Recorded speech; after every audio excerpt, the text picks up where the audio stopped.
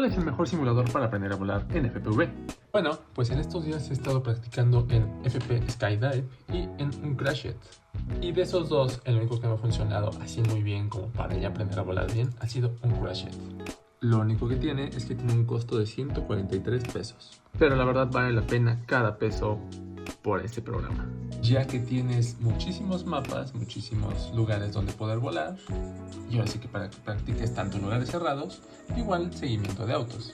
Otro programa que también te puede funcionar es el de DJI Virtual Flight, pero obviamente las físicas no son tan realistas como en un Crashit. Así que ármate con ese programa y aprende a volar en FPV.